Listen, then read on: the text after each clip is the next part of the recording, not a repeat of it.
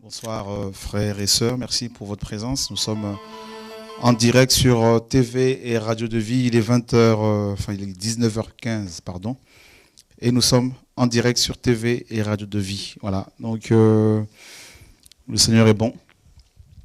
Je voudrais dire merci au Seigneur et également aux frères et sœurs qui nous ont soutenus hier pour la mission lors de notre passage à Bruxelles. Vous avez été nombreux ce samedi, pas hier mais avant-hier, à avoir répondu présent. Nous avons été encouragés, fortifiés, et de voir tous ces hommes et ces femmes qui étaient présents, toute cette foule que le Seigneur attire par son esprit, hein, avec la parole qui guérit, qui sauve, et toutes ces personnes également qui sont avancées pour le baptême. Vous verrez les images, mes amis. On n'a pas pu faire le direct samedi, donc voilà, mais vous aurez bientôt les images. En tout cas, merci à vous tous qui nous avez soutenus. Seigneur, nous bénissons ton nom pour cette soirée, que toute la gloire te revienne. Merci pour ta parole qui nous guérit. Merci pour l'évangile qui nous purifie. Au nom de Yeshua. Amen. Voilà, donc il y aura bien sûr tout à l'heure à 20h30 une émission sur un thème c'est un thème que je vais développer tout à l'heure, qui va certainement beaucoup nous encourager. Mais je voudrais juste apporter une courte exhortation pour encourager tous les enfants de Dieu, tous mes frères et sœurs qui aiment le Seigneur, qui aiment la vérité, qui se battent pour, n'est-ce pas, se maintenir dans la sanctification jusqu'au retour glorieux du Mashiach. Nous sommes dans 2 Chroniques, chapitre 20. Nous lirons du verset 1er au verset 19. 2 Chroniques, chapitre 20, du verset 1er, au verset 30. Donc, ce n'est pas le verset 19, au verset 30. Donc, 2 Chroniques 20, 1 à 30. Après ces choses, les fils de Moab et les fils d'Ammon, et avec eux, les Maonites, vinrent contre Josaphat pour lui faire la guerre. On vint le rapporter à Josaphat en disant: il vient contre toi une grande multitude depuis l'autre bord de la mer de Syrie, et les voici à Hatsatson Tamar, qui est En-Gedi. Alors Josaphat craignit, mais il se disposa à rechercher Yahweh et publia un jeûne pour tout Juda. Juda s'assembla donc pour rechercher Yahweh.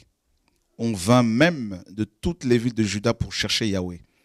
Et Josaphat se tint au milieu de l'assemblée de Juda et de Jérusalem, dans la maison de Yahweh, devant le nouveau parvis.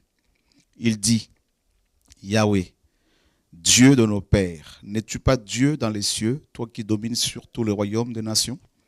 Ne tiens-tu pas dans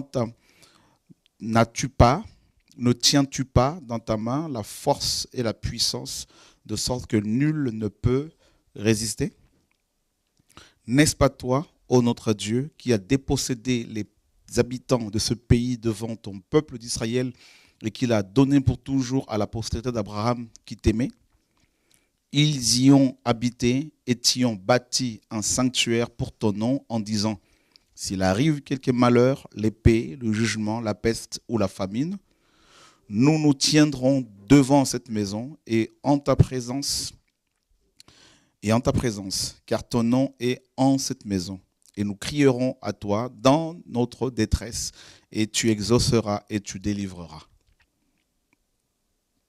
Maintenant, voici les enfants d'Ammon et de Moab, et ceux de la montagne de Séhir, chez lesquels tu ne permis à Israël d'entrer quand il venait du pays d'Égypte, car il se détournait d'eux et ne les détruisit pas. Voici, pour nous récompenser, ils viennent nous chasser de ton héritage que tu as fait posséder, que tu nous as fait posséder. Ô notre Dieu, ne seras-tu pas juge contre eux? Car nous sommes sans force devant cette grande multitude qui vient contre nous, et nous ne savons que faire. Mais nos yeux sont sur toi. Or, tout Juda se tenait devant Yahweh, même avec les petits-enfants, leurs femmes et leurs fils. Alors l'esprit de Yahweh saisit au milieu de l'assemblée Jacaziel, fils de Zacharie, fils de Benaja, fils de Jéhiel, fils de Matania, lévite d'entre les fils d'Azaph. Et il dit: soyez attentifs, tout Juda et habitants de Jérusalem, et toi, roi Josaphat. Ainsi parle Yahweh. Ne craignez point, ne soyez point effrayés en face de cette grande multitude, car ce ne sera pas à vous de combattre, mais à Dieu. Descendez demain vers eux. Les voici qui montent par la montée de Tsit, et vous le trouverez à l'extrémité de la vallée, en face du désert de Jéruel. Ce ne sera point à vous de combattre dans cette bataille. Présentez-vous, tenez-vous là, et voyez la délivrance que Yahweh va vous donner. Juda et Jérusalem, ne craignez point et ne soyez point effrayés. Demain, sortez au-devant d'eux, et Yahweh sera avec vous. Yahweh sera avec vous. Alors Josaphat s'inclina le visage contre terre, et tout Juda et les habitants de Jérusalem se jetèrent devant Yahweh en se prosternant devant Yahweh. Et les Lévites, d'entre les fils de Kéhatite et d'entre les fils de Koréite, se levèrent pour célébrer Yahweh, le Dieu d'Israël, d'une voix haute et forte. Puis le matin, ils se levèrent de bonne heure et sortirent vers le désert de Tekoa. Et comme ils sortaient, Josaphat se tint debout et dit, « Écoutez-moi, Juda, et vous, habitants de Jérusalem. Croyez en Yahweh, votre Dieu, et vous serez en sûreté. Croyez en ses prophètes et vous réussirez. » Puis, ayant consulté le peuple, il établit des chantres de Yahweh qui célébraient sa sainte magnificence. Et marchant devant l'armée, il disait, « Louez Yahweh, car sa miséricorde dure à toujours. » Et au moment où ils commencèrent à chanter la louange, Yahweh mit des embuscades contre les fils d'Ammon, de Moab et ceux de la montagne de Séhir qui venaient contre Juda. Et ils furent battus. Les fils d'Ammon et de Moab se levèrent contre les habitants de la montagne de Séhir pour les dévouer par interdit et les exterminer. Et quand ils en eurent fini avec les habitants de Séhir, ils cédèrent l'un l'autre à se détruire mutuellement. Et quand Juda fut arrivé sur la hauteur, d'où l'on voit le désert, ils regardèrent vers cette multitude, et voici, c'étaient des cadavres gisant à terre, et personne n'avait échappé. Ainsi Josaphat et son peuple vinrent piller leurs dépouilles, et ils trouvèrent parmi les cadavres des biens en abondance et des objets précieux. Et ils en saisirent tant qu'ils ne pouvaient tout porter. Et ils pillèrent le butin pendant 3 jours, car il était considérable. Le 4e jour, ils s'assemblèrent dans la vallée de Beraka, car ils bénirent là Yahweh. C'est pourquoi on a appelé ce lieu jusqu'à ce jour la vallée de Beraka. Et tous les hommes de Juda et de Jérusalem et Josaphat à leur tête s'en retournèrent, revenant à Jérusalem avec joie. Car Yahweh les avait réjouis au sujet de leurs ennemis. Ils entrèrent donc à Jérusalem dans la maison de Yahweh avec des luttes, des harpes et des trompettes. Et la crainte de Dieu fut sur tous les royaumes des autres pays lorsqu'ils apprirent que Yahweh avait combattu contre les ennemis de Juda, d'Israël. Ainsi, le royaume de Josaphat fut tranquille et son Dieu lui donna du repos de toutes parts. Quelle histoire, mes frères et sœurs, quelle histoire, mes amis. Une histoire glorieuse, une histoire qui a débuté tristement. Et on nous dit effectivement ici qu'il y a eu un complot, n'est-ce pas, des Ammonites, des Moabites, des Maonites, et aussi des habitants de Séhir, c'est-à-dire les Édomites, les descendants d'Ésaü, frère de Jacob. Et vous constaterez ici que ces habitants, ligués contre les Hébreux, avaient un lien de parenté avec ces derniers, avec les Hébreux. Par exemple, vous savez que les Ammonites et les Moabites étaient descendants de, n'est-ce pas, Lot. Et Lot était le neveu d'Abraham. Comme quoi, les combats auxquels nous sommes soumis, nous chrétiens, également les épreuves auxquelles Dieu vous soumet, nous soumet, sont souvent, n'est-ce pas, provoqués par des gens qui sont proches. Et là, Séhir, c'est-à-dire Édom, Ésaü, comme vous le savez, était le frère, n'est-ce pas, biologique de Jacob, c'est-à-dire l'ancêtre des Hébreux. Donc vous voyez bien que cette grande coalition contre les Hébreux était, n'est-ce pas, organisée par des gens de la même famille que les Hébreux. Les gens de la même famille, des gens qui avaient du sang hébraïque. Du sang, hébraïque, parce que Abraham, bien sûr, est descendant d'Héber. Héber, c'est l'ancêtre des Hébreux. Et Abraham, son frère, avait bien sûr pour fils Lot. Donc vous voyez bien que Lot, le père, l'ancêtre des Ammonites et des Moabites, avait du sang hébreu.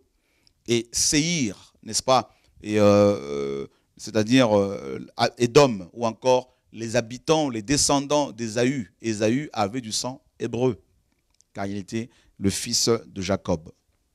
Vous voyez mes amis, cette coalition était une coalition entre frères pour combattre, bien sûr, les Hébreux. Et là, on nous dit Josaphat, dont le nom signifie Yahweh est le juge, Yahweh jugera.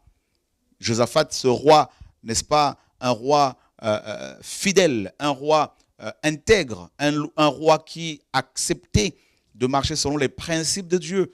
Voilà que, n'est-ce pas, à cause de sa sainteté, à cause de son amour pour le Seigneur, pour la parole, pour la Torah, il va subir cette grande épreuve. Et d'ailleurs, je voudrais encourager tous les chrétiens qui sont persécutés à cause de leur marche chrétienne. Vous avez certainement constaté que dès l'instant où vous avez accepté Yeshua dans votre cœur, dans votre vie, dès l'instant où vous avez décidé de marcher selon la parole de Dieu, eh bien, les épreuves, les combats, le rejet, tout ça, sont arrivés, n'est-ce pas? Donc c'est tout à fait normal, c'est une vie normale. Les épreuves sont bien sûr les conséquences, les épreuves, donc j'entends par là aussi la persécution, tout ça, sont des conséquences normales d'une vie sanctifiée. C'est un mode de vie, voilà, un mode de vie auquel vous devez vous habituer. Donc c'est un mode de vie auquel Dieu nous soumet. Ce n'est pas toujours facile, bien sûr. Et là, on voit que Josaphat, un roi intègre, comme on l'a vu, va se retrouver face à une grande coalition. Et on nous dit que c'était une grande multitude. Hein? Donc, depuis l'autre bord de la mer de Syrie, et voilà, donc on va parler même des nations, n'est-ce pas, des frontières entre des nations alentours, hein, donc d'Israël, des nations qui sont qui est autour d'Israël, qui le sont toujours. On nous parle de la Syrie, n'est-ce pas? Donc on nous parle de Tamar Engedi, qui est Engedi. Et là, on nous dit au verset 3 que Josaphat avait craint, bien sûr, sur le plan humain, quand on se retrouve face à une telle multitude, eh bien, la première réaction que l'on a souvent, c'est la peur, les inquiétudes. Et donc, vous voyez bien que cette histoire a mal commencé pour Josaphat. Elle a commencé par inspirer au roi Josaphat de la peur, de la frayeur. Et là, on nous dit que Josaphat va craindre, bien sûr, pour sa vie et pour son peuple. Mais tout de suite après, on nous dit qu'il va se disposer à chercher Dieu. Voilà, c'est ce qu'il faut faire quand on est face aux épreuves. Ça peut être une maladie, ça peut être une attaque de l'ennemi, ça peut être, je ne sais pas, qu'est-ce que vous traversez comme situation difficile. La première des choses à faire quand on sent la peur de la mort, la peur de ce que les gens vont penser, il faut chercher Dieu. La prière. Voilà, c'est la meilleure des choses à faire, la prière. Parce que Dieu, dans cette situation, veut être consulté, n'est-ce pas? Et quand on consulte le Seigneur dans une telle situation d'angoisse, de peur, de questionnement, eh bien Dieu, ça le glorifie en même temps parce que il est Dieu et il veut être consulté. Et il doit être consulté parce que nous sommes ses enfants. Et là, Josaphat va consulter le Seigneur et va publier un jeûne pour tout Juda. Donc, vous voyez, jeûne et prière. Donc là, il va chercher le Seigneur dans la prière, dans le jeûne. Et on nous dit que Juda va s'assembler pour rechercher Yahweh. Donc, il va y avoir une coalition, une unité nationale, n'est-ce pas? Donc, pour prier le Seigneur, chercher son nom. Et là, Josaphat va se tenir au milieu de l'assemblée de Juda et de Jérusalem et dans la maison, bien sûr, du Seigneur. Il était dans le temple de Jérusalem, dans la présence de Dieu, et il était au milieu. voyez, c'est très significatif parce il avait la charge royale. C'était un dirigeant, un conducteur. Et il devait donner des consignes, n'est-ce pas, à suivre. Et il était un modèle, cet homme, ce roi. Et là, le peuple va rentrer dans la prière et nous dit que tout Juda se tenait devant Dieu, même les enfants, les petits-enfants, les femmes et leurs fils. Donc on voit bien qu'ils se sont tenus devant Dieu. Voilà l'endroit où il faut mener correctement le combat spirituel, le combat contre les ennemis. C'est devant le Seigneur, dans la prière. Seigneur, aide-moi. Quelle que soit la situation, quelle que soit ta maladie, je ne sais pas ce que les médecins t'ont dit, je ne sais pas ce que les médecins ont déclaré comme parole, je ne sais pas ce que les hommes ont décidé contre toi, contre ta famille, je ne sais pas ce que tes enfants traversent, je ne sais pas ce que tu traverses, toi qui me suis en ce moment. Je ne sais pas, je ne connais pas ta situation, mais je sais une chose, c'est que cette histoire, si elle est écrite, si elle nous est racontée, c'est parce que nous sommes, en tant que chrétiens, appelés à rencontrer à peu près les mêmes, n'est-ce pas, difficultés, c'est-à-dire des coalitions de nos ennemis. Ça peut être des hommes, ça peut être des pharisiens, des religieux, des jaloux, ça peut être des sorciers, n'est-ce pas? Ça peut être des démons, Satan lui-même, je ne sais pas. Mais en tout cas, une chose est sûre, parce que Dieu vous a appelé, parce que Dieu vous a mandaté, il va y avoir une coalition. Ici, on a vu qu'il y avait plusieurs peuples. Il y avait les Ammonites, il y avait les Moabites, il y avait les habitants de Séhir, n'est-ce pas? Et on nous parle aussi de Maonites, c'est-à-dire c'est aussi les Ammonites, mais c'était une tribu à part. Et donc, on voit au moins 4 peuples ici qui vont s'unir pour attaquer Israël, pour attaquer Juda précisément. Juda, parce qu'à cette époque, bien sûr, il y avait 2 royaumes, celui du nord, dont la capitale était la Samarie, donc le royaume du nord, Israël, et celui du sud, Juda, dont la capitale était Jérusalem. Voilà, donc, et de tout temps, depuis la nuit des temps, depuis le commencement du monde, les enfants de Dieu ont toujours fait face à une coalition des faux frères, à une coalition des faux chrétiens qui s'unissent, qui se mettent ensemble dans les coulisses pour attaquer les enfants de Dieu. Et une coalition des démons, on a vu, n'est-ce pas, dans Psaume 2, où il est dit pourquoi cette grande agitation, pourquoi les rois des nations ainsi que les princes se sont ligués, se liguent-ils contre Yeshua, le Messie, principalement, et contre Yahweh et contre son Messie. Donc on voit bien que Pilate et Hérode s'étaient également ligués, alors qu'ils étaient ennemis. Mais comme ils avaient un ennemi commun, Yeshua, ils s'étaient ligués, ils avaient mis de côté leurs différends pour s'unir afin d'attaquer. Mais bonne nouvelle pour les enfants du Seigneur, la parole nous dit qu'ils vous feront la guerre, mais ils ne vous vaincront pas. Ça, c'est une bonne nouvelle que nous apprenons, bien sûr, en lisant la parole de Dieu. Et là, dans cette histoire, ce qui est assez marrant, ce qui est puissant, ce qui est encourageant pour tous ceux qui souffrent, c'est que, au départ, comme je vous l'ai dit, cette histoire a mal commencé. Elle a commencé par la tristesse. Elle a commencé par la peur. Josaphat avait peur. Les enfants d'Israël avaient peur. Mais on voit qu'ils ont transformé leur peur en prière, en jeûne. Et c'est ce qu'il faut faire. La parole nous dit au verset 14, l'Esprit de Dieu va saisir, n'est-ce pas, va saisir au milieu de l'assemblée Jacaziel. Jacaziel, n'est-ce pas, qui était enfant, n'est-ce pas, d'Azaph, qui était un lévite. C'était un lévite et aussi un prophète. Et Dieu va le saisir. Et il va prophétiser. Et regardez la première parole que le Seigneur va dire, n'est-ce pas? Soyez attentifs, tous Juda et habitants de Jérusalem, et toi, roi Josaphat, ainsi parle Yahweh. Ne craignez point et ne soyez point effrayés en face de cette grande multitude. Donc, Dieu vient et il les rassure. Et c'est ça qui est magnifique avec notre Père céleste. C'est-à-dire, Dieu ne voit pas nos difficultés comme nous le voyons. Dieu nous voit dans le futur. Vous voyez? C'est pour cela qu'il a dit, sur la croix, Yeshua a dit, tout est accompli. Ça fait 2000 ans qu'il a déclaré cette parole. Tout est accompli. Mais pourtant, on a l'impression que c'est comme si l'ennemi a encore le dessus sur certaines personnes. Mais pourtant, il a déjà été vaincu. Donc, Dieu, mes amis, pour le Seigneur, tout est déjà accompli. Donc, le passé, le présent, pour Dieu, tout ça, c'est dans le futur. Le futur, Dieu nous voit déjà dans le futur. Donc, en fait, il nous voit déjà dans la victoire.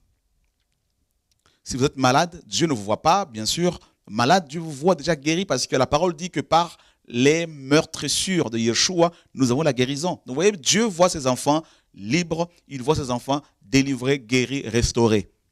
Parce qu'il a déjà tout accompli. Voilà. Donc vous voyez que ici le prophète est saisi par Dieu et il va dire aux gens, ne craignez point, ne soyez point effrayés en face de cette grande coalition. Donc Dieu rassure. Oui Seigneur, comment ne pas craindre cette grande foule? Humainement parlant, ce n'est pas évident. Mais oui, la foi vient de ce qu'on entend et ce qu'on entend vient de la parole du Seigneur. Ne vous arrêtez pas à vos maladies, ne vous arrêtez pas sur vos problèmes personnels, ne vous arrêtez pas au dire des hommes. Voyez le Dieu, focalisez-vous sur celui qui vous a appelé, sur celui qui vous a mandaté, celui qui vous a appelé. Et là, le prophète vient et il prophétise. Vous savez, quand on est en crise, quand on est abattu, Dieu envoie une parole appropriée. Quelle grâce! À cette époque, il y avait la Torah, qui était la parole écrite. Mais Dieu va saisir quelqu'un avec une parole, n'est-ce pas, appropriée, une parole qui était sortie pour cette circonstance. Donc il y a une parole ce soir, mon frère, toi qui me suis, ma soeur, toi qui me suis, il y a une parole, n'est-ce pas, pour toi ce soir, de la part du Seigneur, cette parole qui dit, ne crains pas mon enfant. Face à l'adversité, ce n'est pas facile. Tu peux avoir des menaces, tu peux avoir de l'intimidation de l'ennemi, parce que l'ennemi aime intimider avec des courriers, avec des mails, avec je ne sais pas ce que vous traversez, mais je sais seulement une chose, Dieu dit, ne crains pas.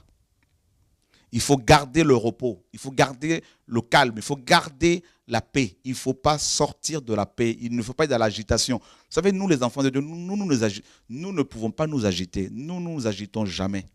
Nous ne sommes pas dans les agitations, nous sommes dans le calme. C'est l'ennemi, ce sont les enfants de l'ennemi qui s'agitent, qui s'excitent, qui tremblent, qui ont peur, qui veulent se justifier. Les enfants de Dieu sont calmes. Pourquoi? Parce qu'ils savent que tout est accompli. Tout est accompli. Vous savez, une des armes de l'ennemi, c'est l'intimidation. Parce qu'il veut, n'est-ce pas, nous faire des erreurs. Il faut rester calme. Et là, le prophète vient, il dit, ne craignez point, ne soyez point effrayés en face de ce monde-là, de toute cette grande multitude.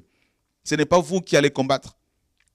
C'est Dieu qui combattra pour vous. Donc, voyez bien, frères et sœurs, nous suivons le Seigneur, n'est-ce pas qu'il est au-devant de nous? C'est notre maître.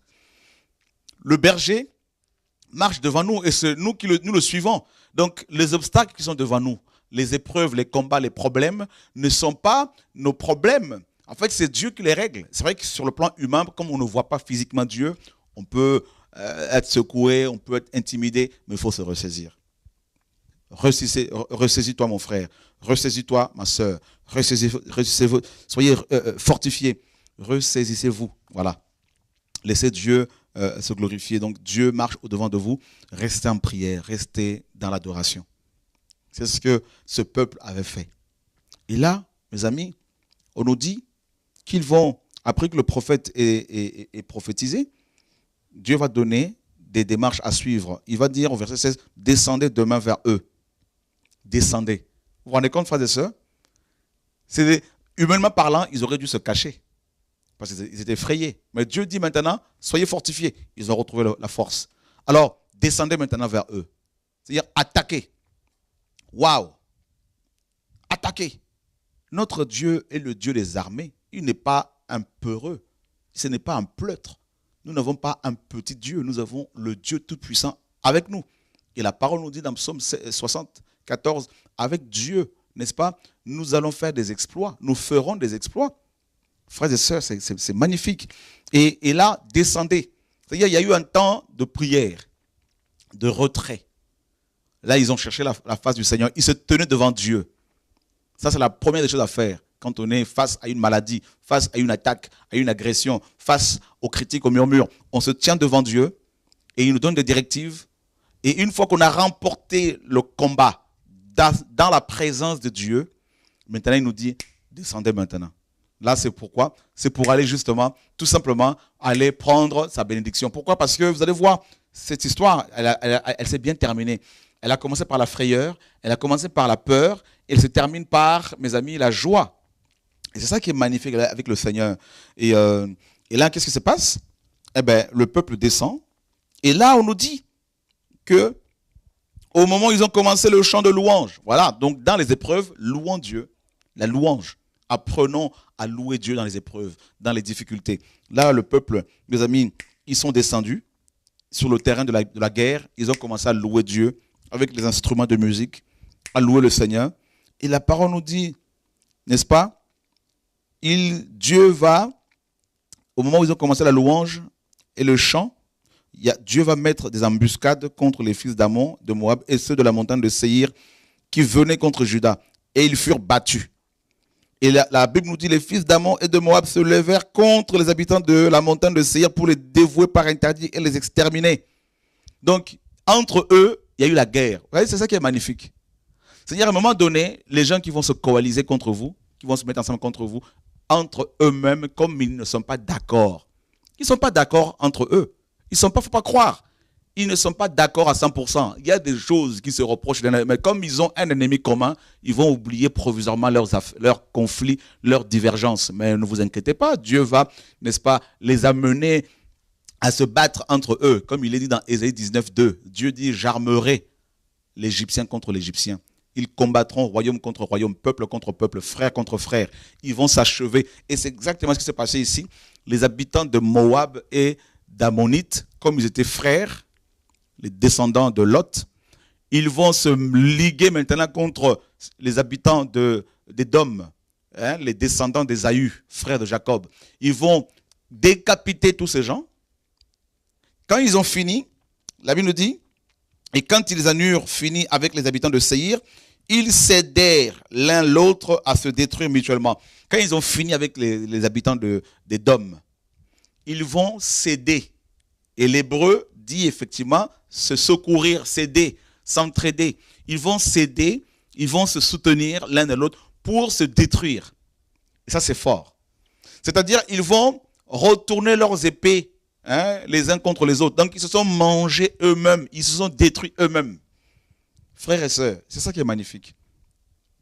C'est-à-dire, les gens qui te font la guerre, les problèmes, l'homme qui veut te tuer. Il ne faut pas t'inquiéter, mon frère. Sois en paix, sois en prière, reste en prière. Continue à faire confiance au Seigneur.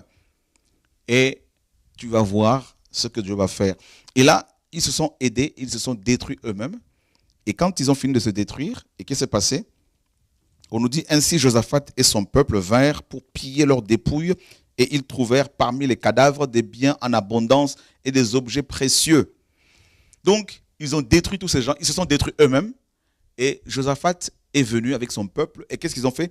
Ils ont vu leurs dépouilles, leurs cadavres qui étaient par terre là, et ils ont dépouillé ces gens. Ça nous ramène à Colossiens 2. Il est dit, le Seigneur, la Bible dit que Yeshua a dépouillé les principautés et les dominations, et il a triomphé d'elles, il les a exposées publiquement en triomphant d'elles à la croix. Donc, c'est ça qui est magnifique. C'est-à-dire, Dieu voulait que son peuple dépouille ses nations. Mais il fallait qu'il y ait une situation, il fallait qu'il y ait une guerre. Donc, toute chose concourt au bien de ceux qui aiment Dieu. Tes épreuves, vos épreuves sont, si vous craignez Dieu, sont permises par le Seigneur pour vous amener à dépouiller vos ennemis, pour vous amener à dépouiller les gens qui se liguent contre vous. Et là, on nous dit, et ils en saisirent tant qu'ils ne pouvaient tout porter. Il y avait tellement de choses à transporter qu'ils ont mis 3 jours. Vous vous rendez compte? Et on nous dit que le 4e jour, ils s'assemblèrent dans la vallée de Beraka. Beraka veut dire bénédiction. Et ils ont appelé ce lieu Beraka, lieu de la bénédiction ou encore bénédiction. Vous vous rendez compte, mes amis? Pour être béni, il fallait traverser toute une épreuve. Waouh! Vous voulez être béni par le Seigneur? Oui, nous sommes bénis de toutes sortes de bénédictions dans les lieux célestes, de toutes sortes de bénédictions spirituelles dans les lieux célestes en Christ. On est déjà bénis. Mais si vous voulez que ces bénédictions se matérialisent par, je ne sais pas, les âmes qui sont gagnées pour la gloire de Dieu, par des guérisons, des délivrances, eh bien, Dieu peut permettre des mauvaises nouvelles. Voilà, si vous craignez Dieu. Donc, ça, c'est juste pour vous amener à la bénédiction, à rentrer dans la bénédiction, à posséder votre héritage. C'est tout. Pourquoi? Parce que l'onction qui est sur votre vie, votre appel, tout ça, votre appel, votre vie, toutes ces choses provoque de la jalousie chez vos ennemis qui ne peuvent pas se passer de vous. Ils ne peuvent que vous attaquer parce qu'on n'attaque que celui que Dieu a élevé. Si vous n'étiez pas important, les gens ne parleraient pas de vous. Si vous n'étiez pas important, les gens ne vous critiqueraient pas. Donc comprenez que, alors que vous êtes tranquille dans votre coin, les gens se lèvent et parlent. Donc, parce qu'il y a la grâce sur votre vie. Alors, restez fermement attachés au Seigneur et au nom de Yeshua. Et vos ennemis n'auront pas le choix que de vouloir chercher à savoir. Ils chercheront à savoir ce que vous faites, qu'est-ce que vous êtes devenu, tout ça. Parce que c'est votre appel qui fait ça. Je suis convaincu que je parle ce soir à quelqu'un qui était abattu, qui était blessé et qui va retrouver, n'est-ce pas, de la force. Et là, mes amis, ils sont rentrés dans la bénédiction, Beraka. Voilà le message de ce soir, Beraka, la vallée de Beraka, la vallée de la bénédiction. Ah oui, frère, pour rentrer dans certains héritages, il faut passer par les épreuves. Et c'est ça, le Seigneur notre Dieu. Ce sont les écoles. On ne peut pas être qualifié, on ne peut pas être sanctionné avec un diplôme si on n'est pas passé par certaines épreuves, une série d'épreuves. C'est comme ça que Dieu procède, notre Père. Voilà. C'est ça, le royaume de Dieu. Nous marchons de victoire en victoire. Dieu est grand. La leçon que nous apprenons ici, c'est quoi? C'est que dans les épreuves, tenons-nous dans la présence de Dieu et laissons Dieu faire son travail. Au nom de Yeshua. Bénissez vos ennemis, priez pour ceux qui vous persécutent, avancez, faites l'œuvre du Seigneur, continuez à gagner les âmes pour le Seigneur avec la grâce qu'il vous a faite, continuez à enseigner, continuez à prier, continuez à témoigner malgré les épreuves, même si vous ne voyez pas les résultats tout de suite, ils viendront. Continuez à faire l'œuvre du Seigneur, continuez à marcher dans la sanctification, continuez à méditer la parole de Dieu. Même si vous vous dites que l'âge avance, vous n'êtes toujours pas marié, les autres qui sont le péché se marient, faites confiance à Dieu. Je sais une chose, Dieu ne ment jamais, Dieu est fidèle. Quoi que les gens pensent, quelle que soit la durée du temps, quel que soit, mes amis, le temps que cela peut prendre, le Seigneur finira par vous justifier, il finira par se glorifier. Tenez ferme, restez dans sa présence, faites l'œuvre de Dieu. Et Dieu vous justifiera. Dieu justifie toujours l'œuvre qu'il a appelée. Qu'est-ce que les gens n'ont pas dit sur Jésus? Faux prophète, Belzébul, qu'est-ce qu'ils n'ont pas dit? Le Seigneur a dit, si on a fait ça au bois vert, ben, à combien plus forte raison? Le bois sec, ils le feront aussi, ils feront plus que ça, pire que ça, avec le bois sec. Nous sommes des bois secs. Et bien sûr, donc, c'est normal que tu traverses, mon frère, cette situation. C'est normal que ta famille traverse cette situation. Étant chrétien, c'est normal que tu passes par ce feu. Dieu veut te qualifier.